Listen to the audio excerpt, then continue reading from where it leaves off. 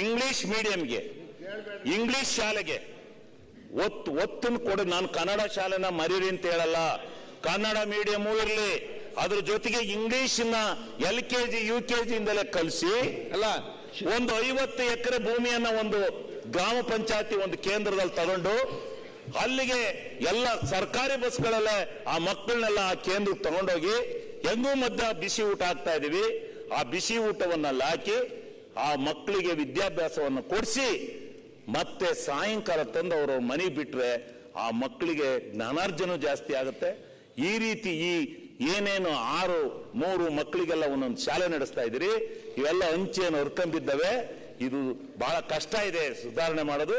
ಇದನ್ನ ಮಾಡ್ತಕ್ಕಂಥ KPSC ಶಾಲೆ ಅಂತ ತಂದದ್ದು ಸ್ವಲ್ಪ ಅಡಚಣೆ ನಿಂತಿದೆ, ಅದು ಮುಂದುವರಬೇಕು.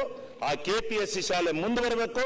ಬಂದು ಗ್ರಾಮ ಪಂಚಾಯತಿಗೆ ಒಂದು ಸಂಯುಕ್ತವಾದಂತ ಎಲ್ಲ SSLC ವರೆಗೆ ಮತ್ತು LKG UKG ಇಂದ ಹಿಡಿದು SLC ವರೆಗೆ ಒಂದು ಎಲ್ಲ ವರ್ಗದ ಎಲ್ಲ ಇದಕ್ಕೆ ಪಾಠಶಾಲೆಗಳನ್ನು ಕಟ್ಟಿಕೊಟ್ಟು ಅಲ್ಲಿ ವಿದ್ಯಾಭ್ಯಾಸವನ್ನು ಮಾಡಿಸ್ಬೇಕು.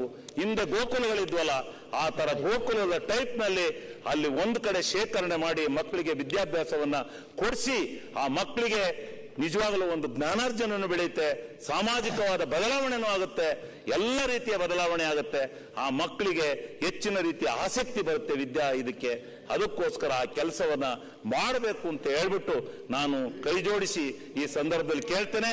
ಈ ಕೆಲಸವನ್ನ ಮಾಡಬೇಕು, ಮಾಡಿ ನೀವು ನಿಮ್ಮ ಕೇಂದ್ರದಲ್ಲಿ ಸ್ವಲ್ಪ ಗ್ರಾಂಟ್ ಇದನ್ನು 50-50 ಶೇರಿಂಗ್ ಬನ್ನಿ.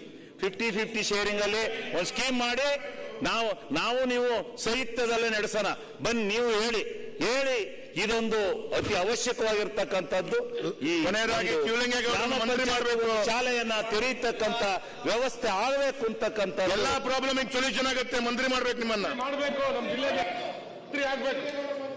ಮಂತ್ರಿ ಆಗೋದು ಬಿಡೋದು ಎರಡನೇ ಪ್ರಶ್ನೆ. ಹೇಳದ್ ಕೇಳಿ, ನಾವು ಏನಾರ ಒಳ್ಳೆ ಸಲಹೆ ಇದ್ರೆ ಅದನ್ನ ಸ್ವೀಕಾರ ಮಾಡಿ ಅಂತ ಮಾತನ್ನ ಸಂದರ್ಭದಲ್ಲಿ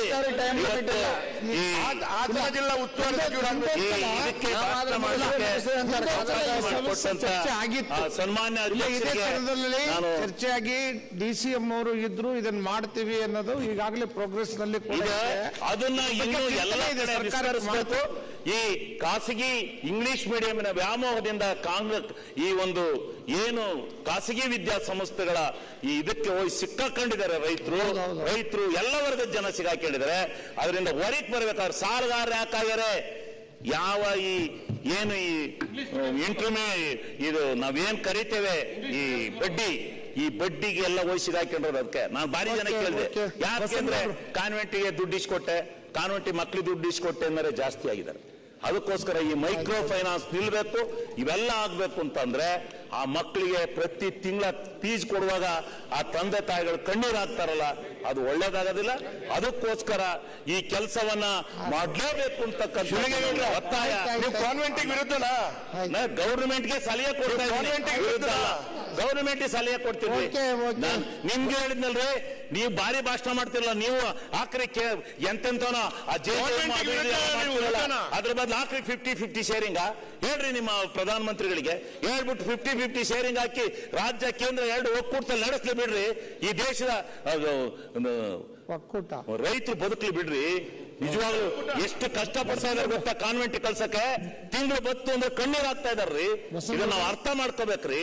ಆ ಬಸ್ಸಿನ ವ್ಯಾನಿನ ದುಡ್ಡು, ಆ ವ್ಯಾನಿಗೆ ಕೊಡೋ ದುಡ್ಡು ಚೆನ್ನಾಗಿದೆ.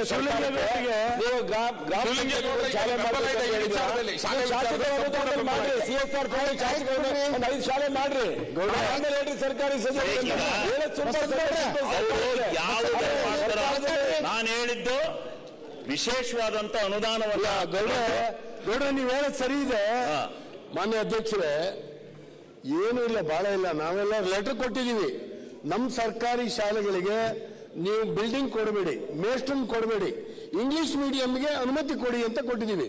ಇನ್ನೂ ಕೊಡ್ಲಿಲ್ಲ. ಕೊಡಬೇಕು. ಇಂಗ್ಲಿಷ್ ಮೀಡಿಯಂ ವ್ಯಾಮೋಹ ಅನ್ನಕ್ಕೂ ಹಾಕಲ್ಲ. ಅದು ಏನು ಇಂಗ್ಲಿಷ್ ಅಲ್ಲಿ ಓದಿದ್ರೆ ಫಾರಿನ್ ಅಲ್ಲಿ ಕೆಲಸ ಕೊಡ್ತಾರೆ ಅನ್ನೋದು ಬಂದ್ಬಿಡುತ್ತೆ. ಇನ್ನೇನು ನಾವಂತೂ ಬಂಡವಾಳ ಹಾಕಿ ಕೆಲಸ ಕೊಡ್ಲಿಲ್ಲ.